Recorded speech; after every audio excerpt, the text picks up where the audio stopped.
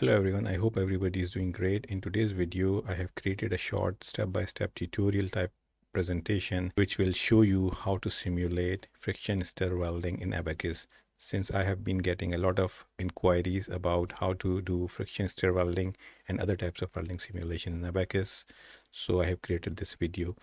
If you want further detailed tutorial on this as well in my own voice, then please comment below and like the video, and I will definitely make a detailed tutorial as well with all the technical explanations. Let's jump into it, and I hope you will enjoy this video. Don't forget to like this video and also subscribe to the channel, and please watch until the end. And if you want me to help you with any of your simulations, or you want me to review any of your papers or proposals or reports or thesis, then please get in touch.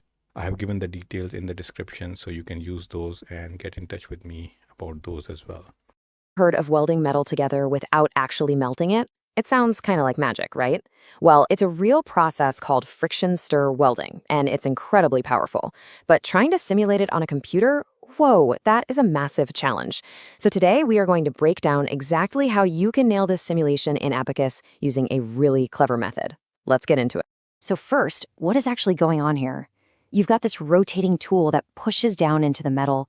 The friction from that spinning, plus the intense churning, generates a ton of heat. It gets hot enough to soften the metal until it's kind of like, well, like toothpaste. But, and this is the key, it never actually melts. The tool then just moves along the joint, stirring and mixing that soft, solid material together. So our number one goal, the whole point of the simulation, is to perfectly capture that wild, swirling flow of metal, all while it stays in a solid state. Okay, so why is this so tough to simulate? Well, this is where we hit a huge roadblock, the modeling bottleneck.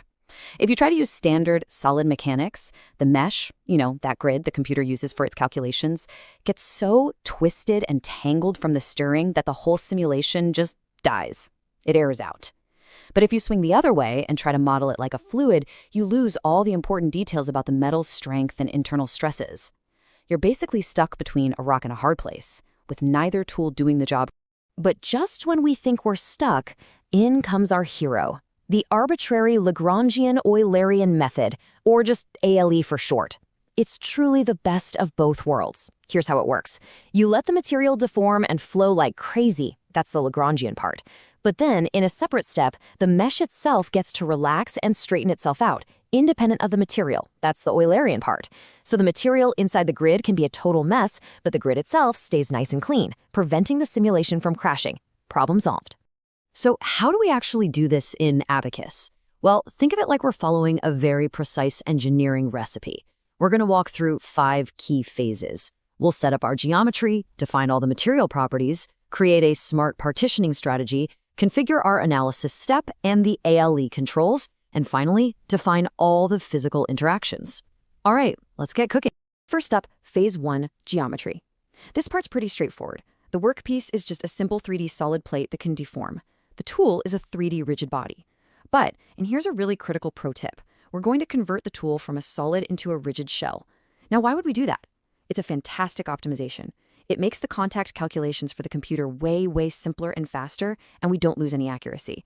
Plus, it lets us control the tool's entire motion from just a single, convenient reference point.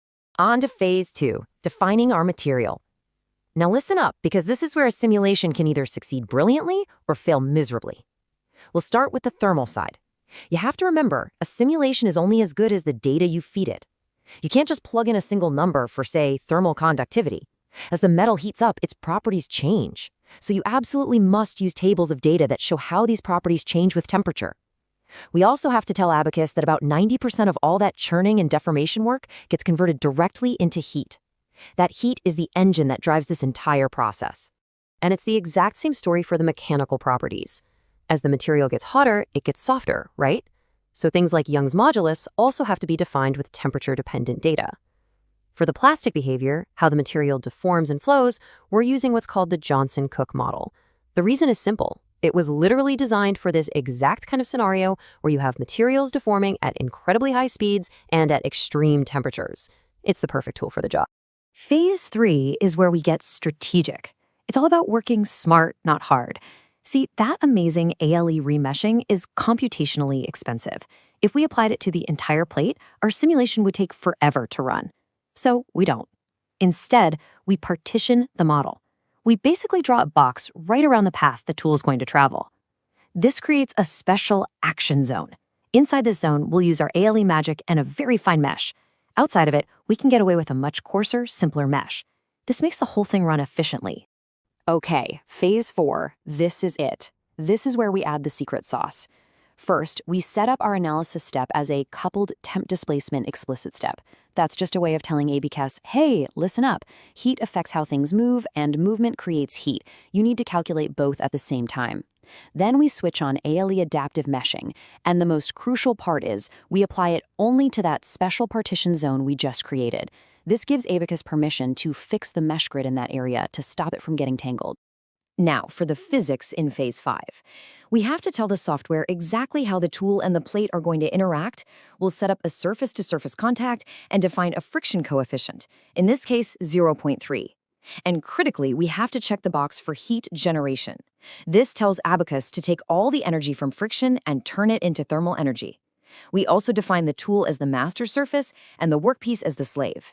Think of it like a dance. The tool leads and the plate follows and reacts. It just helps the software run the calculation smoothly.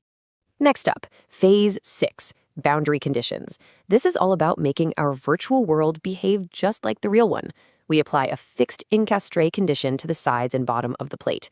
That's just a fancy way of saying we're virtually clamping it to a workbench so it can't slide around. Then we give the tool its instructions. We tell it to rotate at about -25 radians per second and to travel forward at a specific speed. Finally, we just set the starting temperature for the whole setup to room temperature. And we've arrived at the final setup step, phase 7, our meshing strategy. This is where our clever partitioning from earlier really pays off.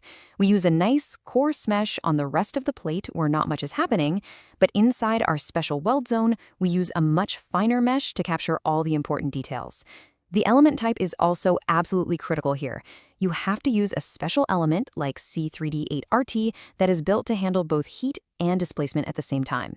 If you use a standard element, the simulation will fail because it just doesn't know how to do the thermal math. So, after all that careful setup, we hit run, and here is the glorious payoff. This is why we do all that work. The temperature plot on the left is our first check. Did we get hot enough? Yep, we hit that sweet spot of 60 to 80% of the melting temperature. Perfect. The von Mises stress plot in the middle is crucial. It shows us where stresses are building up that could cause problems later. And my favorite, the plastic strain on the right. That is the beautiful visual proof of the material stirring and flowing. That's the very thing we set out to capture in the first place. So let's wrap this all up. If you only remember 3 things from this, make it these. First, data quality is king. Garbage in, garbage out. Always, always use temperature-dependent tables for your material properties. Second, partitioning isn't just a nice-to-have. It's the core strategy that makes this whole thing possible and efficient. And third, use mass scaling to speed things up, but do it carefully, because you can get some weird results if you push it too far.